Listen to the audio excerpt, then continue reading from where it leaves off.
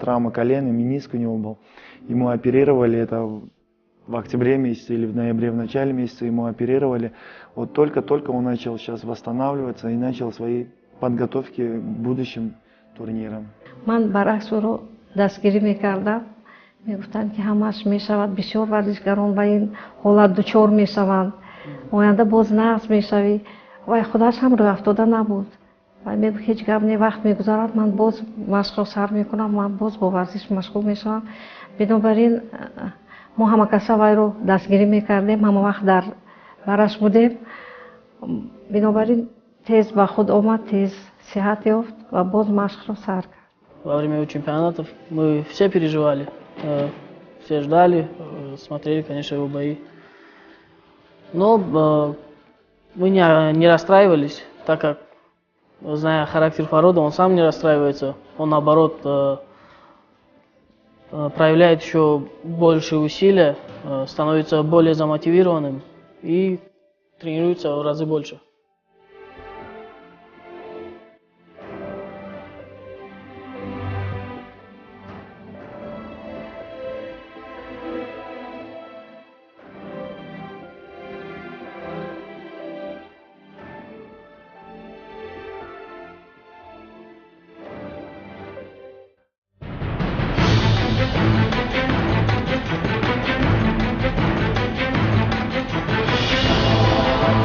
фарҳоди наврасу наврӯидаву навниҳоли сабзи аҳду овони бачагиҳоро мудом варзиш шефтаву шайдо мекард ки ҳамвора дунболи тӯб медавиду мехост футболкор бошад гаҳи дигар ба ҷудо сар мезаду лаҳзаи ошиқу гирифтори баскетболу волейбол буду бас ки ту гуфтӣ касе ҳам дар ангораҳош ҳадсу фол намезад ки оянда аз фарҳод вори навраси пурҳавас дар кадом ришта варзишгар мерӯяд. дар он ҷо чемпиони шаҳр гардидам дар баскетбол дар футбол ҳам баъд ба бокс гузаштам дар он ҷо дар ягон мусобиқа баромад накардам баъд бас кардам бо футболро сар кардам и ба охир расидем ки ба кикбоксинг машғул шудам.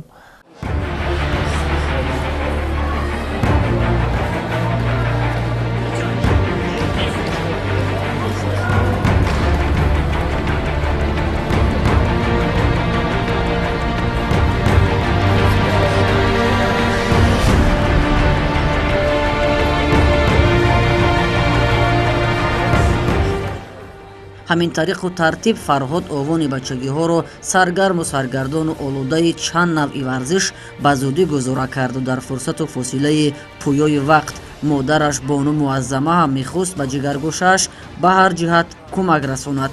ин бону аз аҳду овони кӯдакии бачааш аз хотираҳои рангинаш баромон хушаву донадона ва тору ҳисса ки хушмазза ҳикоят кард. ба машқ мерафт ба мактаб мерафт доимо бо ҳамин варзиш машғул буд солҳои охир ва ҳосили меҳнаташро акнун дида истодааст мана дар мусобиқаҳо иштирок кард ҷойҳои аввалинро ишғол карда истодааст умед дорам ки боз оянда беҳтар мешавад боз ҷоизаҳои зиёдро муносиб мешавад.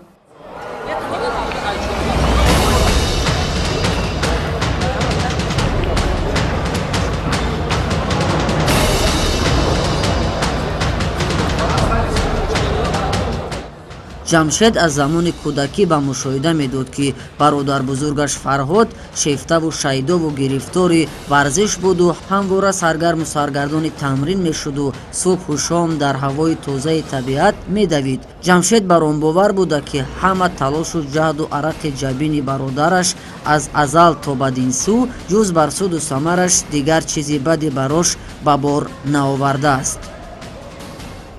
Фаррод очень любил заниматься спортом. И когда еще он учился в школе, сначала он занимался баскетболом, потом боксом. После бокса он пошел на футбол. И после футбола как-то случайно, скажем, он начал заниматься кикбоксингом. И его это очень втянуло, ему очень понравилось.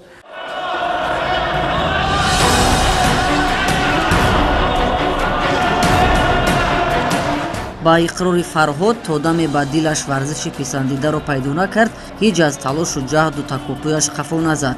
Лобал ҳамвора баҳри қуввату қудрату тану тушу тавонгирӣ сар ба сад дар мезад то комёбӣ насибаш бошад ва замоне ба назди Далер Тюраев рафту хосту хоҳиши дилашро ки ба кикбоксинг пайвастан буд ифшо намуд. Далер ҳам ба сифати як мураббии корозмодаву таҷрибасуда дар нигоҳу назари нахуст бадун бовару хулоса буд ки ӯро ба шогирдӣ бипазирад ва азаш умедвории бешро дар оянда мунтазир бимонад то бенасибу рӯзии пешаву ҷодаи паймуда намонад.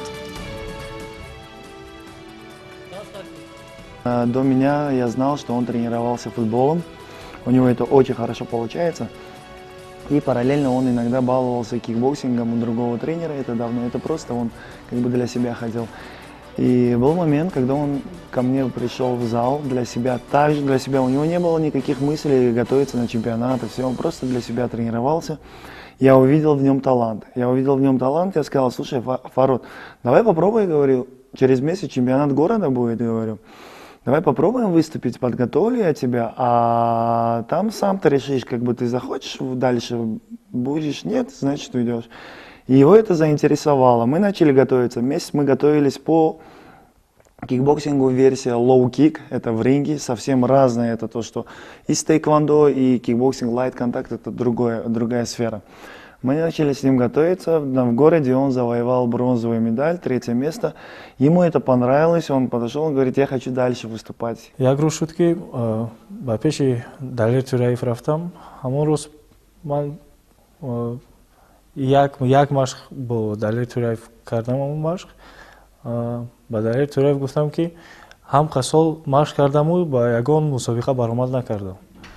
Баъд Далер Тюраев ба ман гуфт ки агар хоҳӣ мо метавонем тайёрӣ бинем ба наздикӣ мусобиқаи шаҳрӣ буд, оид кикбоксинг. Ман гуфтам хай тайёрӣ мебинему, баромад мекунем. Баъд аз ҳамон ҳам хел баромад кардан сар кардем. Он был знаком до этого со своим тренером Далером Тюряевым. И однажды он предложил ему потренироваться просто один день, одну тренировку. И вот после этого он начал усердно заниматься кикбоксингом. После кикбоксинга он также плавно перешел в тэквондо и, соответственно, начал участвовать во всех чемпионатах.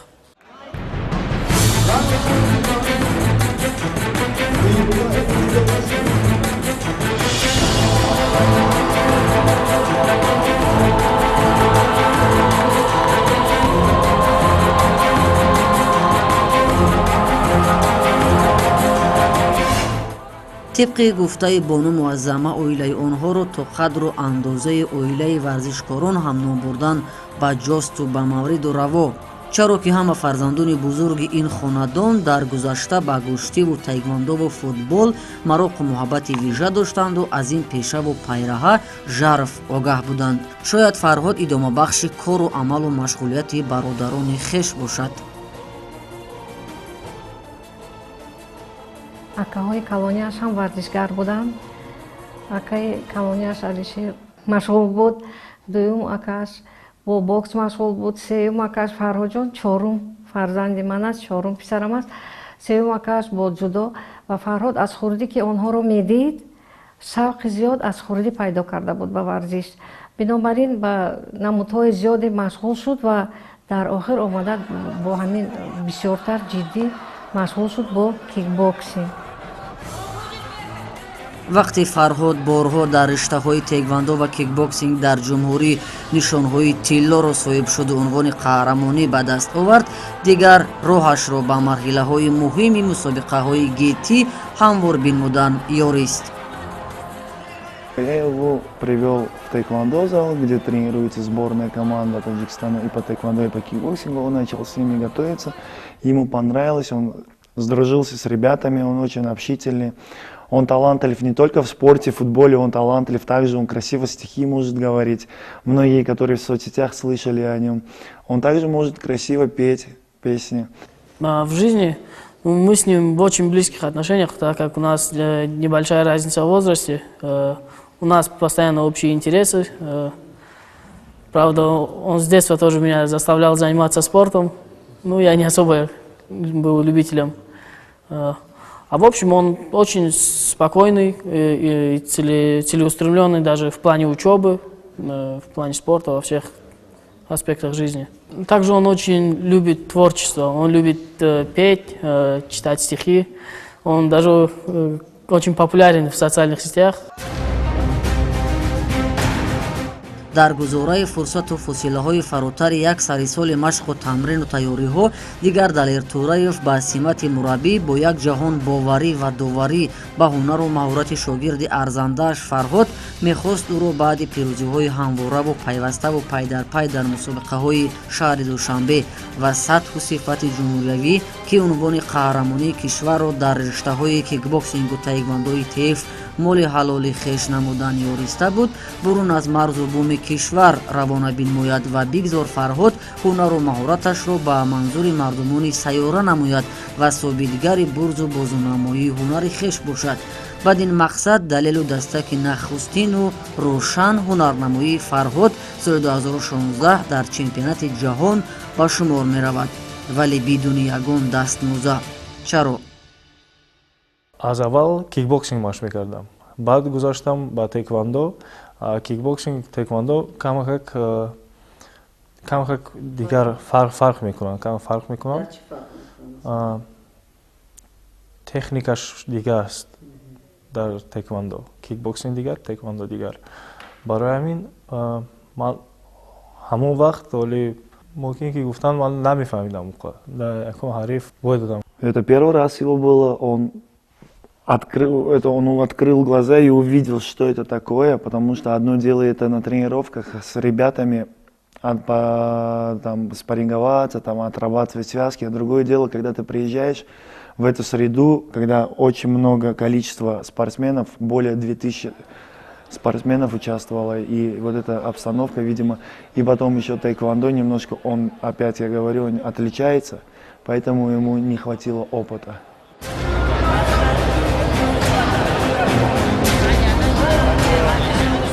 баъди ин шикаст аз заргаи қаҳрамонии ҷаҳон Фарҳод ҳеҷ дилозурдаву жӯлида нашуду дасту дил нашуст аз пайраҳаи паймуда, чаро ки дар умқи сина ба ҳазорбора шӯлаи муҳаббати доштааш ба риштаи интихоб намуда, мисоли оташаки аланга заду ӯро баҳри талошварзӣ ба суни қуллаҳои зафармандӣ раҳнамун сохтанд.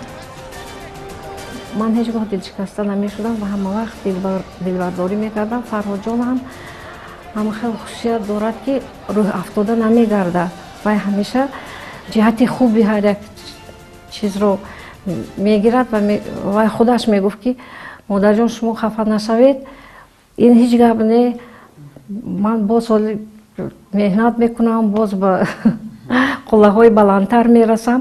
вақте бой метиҳанд як хел одамо, ман бой диҳам, ман ба худам як мақсад мемонам ки бори дигар ҳамин такрор нашавад.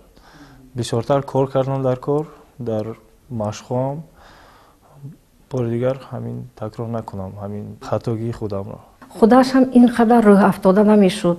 Баръакс вай маро дилбардорӣ мекард ки ман ғамгин нашавам.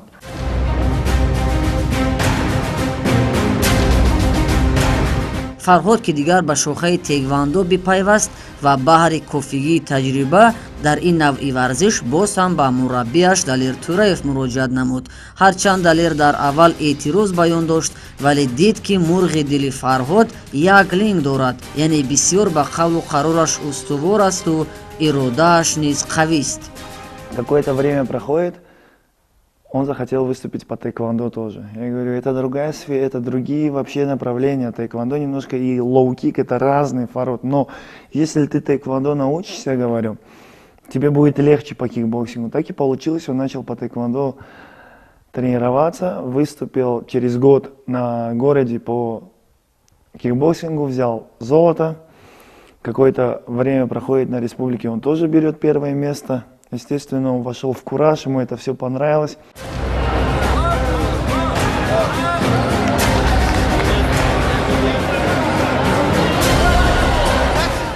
солҳои 2017 ва 2018 шаҳрҳои Исиққули Қирғизистон ва Ишхободи Туркманистон майдону маърака ороии қаҳрамони қиссаи мо буд, ки ту гуфтӣ дар мусобиқоти муҳташами фарохоравии чемпионати Осиё дар риштаи кикбоксинг ҳунарнамоӣ намуда 2 дафъа ҳам нишони тиллои ин мусобиқот ва унвони қаҳрамонии Осиёро ба номаш ихтисос дод.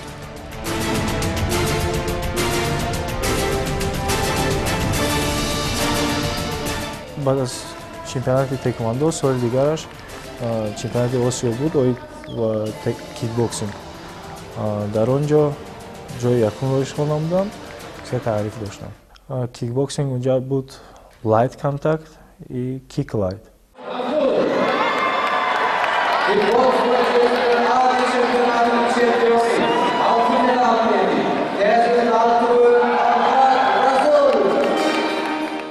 После первого раза многие не верили, что он займет первое место. Да, и это было большой неожиданностью для нас, ну и, соответственно, большой радостью. Потом второй раз уже все ждали от него первого места, ну и дождались. бисёртар хоҳаронам ҳамавақт ҳамроҳи ман, апаҳоям ҳамавақт ҳамин фақат пурсон буданд, кай чӣ шуд, кай буд, ҳамин фақат занг мезаданд. ҳама хурсандӣ мекардем, акаҳояш ҳамавақт барои вай фикр мекарданд ки чӣ мешаваду ҳар замон занг мезаданд. ман хонавода ҳама хештаборо. Киклайт аз лайт фарқияташ ки дар киклайт ба по мумкин задан, дар по мумкин задан, ба лайт мумкин не.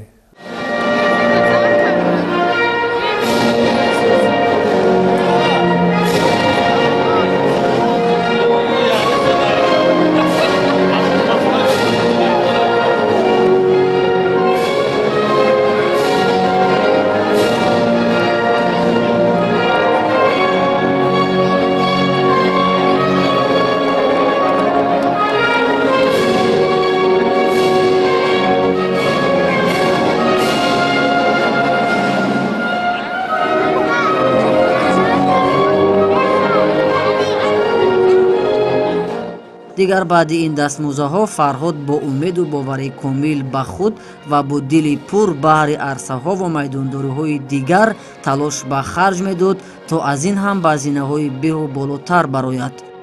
дар ҳамон мусобиқаам хатогӣ мекунию, лекин баъд аз мусобиқа кӯшиш мекунам бори дигар, фарқ надорад ки ман якум ҷо гирифтам ёки не, бори дигар ҳамон хатогия такрор накунам, нақстар баромад кунам. После того, как он по тэквондо выступил, он понял, что тэквондо немножко в плане кикбоксинга сложнее как. Это шахматы. Это там ты на удар, контрударом, ты должен обдумывать правильно атаку. И он начал готовиться по кикбоксингу на чемпионате Азии. Он в 2 разделах, это кик-лайт и лайт-контакт. Он взял в обоих разделах золотые медали. Он взял, я как тренер, только я был горд за него, то что он за такой короткий срок, реально мальчишка за короткий срок сделал очень большой результат. Даже ребята, которые меня знали, подходили, говорят: Акидалер, он всего лишь год, да, тренируется? Я говорю: да, он уже чемпион Азии двухкратно по кикбоксингу. И я говорю: да, просто мальчик талант.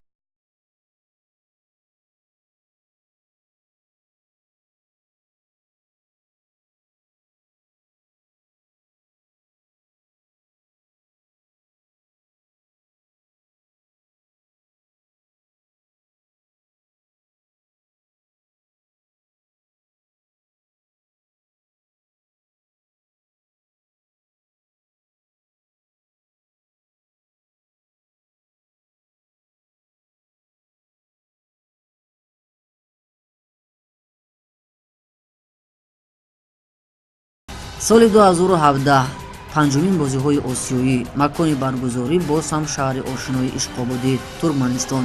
дар ин чорабинии варзишӣ аз кишвари Тоҷикистон як қатор варзишкорон аз риштаҳои мухталиф ширкат ва ҳунарнамоӣ намуданд, ки дар ин шумул исми қаҳрамони қиссаи мо Фарҳод Расулов низ буд ва дар намуди кикбоксинг нерӯсанҷӣ анҷом дод. ҳарчанд умеду орзуи андсолаи Фарҳод аз ин арсаи унвонҷӯӣ ба даст овардани нишони зарин буд, вале ба масал он рӯз рӯзи ӯ набудаву бахту барор ҳам ба комаш нашуда, ки фақат худро бо медали нуқра қаноат доду бас. ҳамагӣ се ҳариф буд.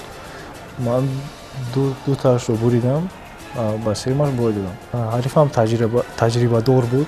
Ҳамқор шуд ки натавонистам мағлуб кунам рақибам.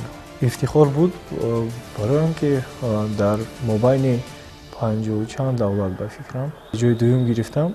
Ҳамаи ҳамун давлатҳо дар ҳамон ҷо буданд. Вақте парчами миллати худамро боло бардоштам, ба ман як фахр буд. Лекин камак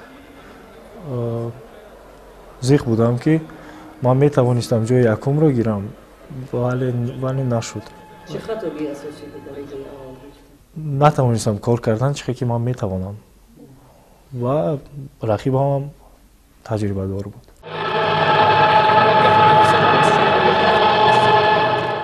ба иқрори Фарҳод, муқовимат ба муқобили рақибони сарсахти хориҷӣ бисёр сахту сангин бувад, чаро ки ҳам ба ҷиҳати таҷриба, ҳам ба ҷиҳати бурзу бозову тавон ва ба низ шароиту имконияти машқу тамрин низ аз мо чанд сару гардан болоанду чанд қадами устуворе низ дар пешанд.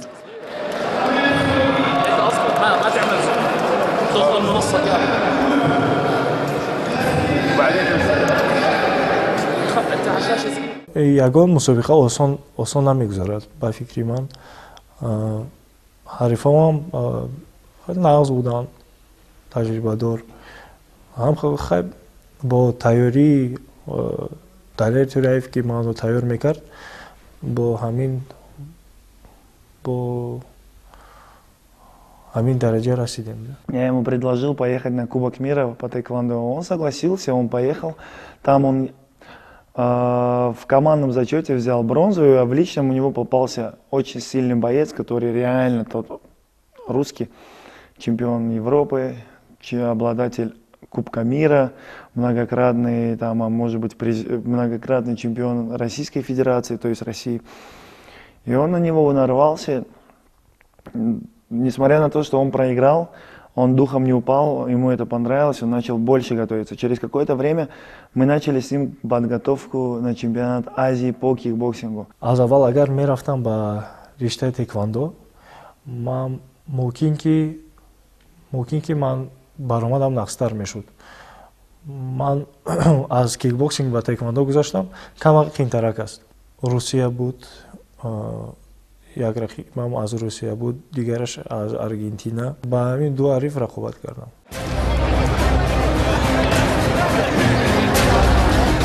соли 2018 шаҳри Мински кишвари Беларусия мақому мартабаи мусобиқа ҷоми ҷаҳон дар риштаи тэквондои ТФ. Фарҳод ҳарчанд мехост дар навъи инфиродӣ унвони қаҳрамонӣ ба даст биёрад, вале нашуд ки нашуд ва дар рақобатҳои даставӣ нишони тиллоро ба номаш муҳр заду халос.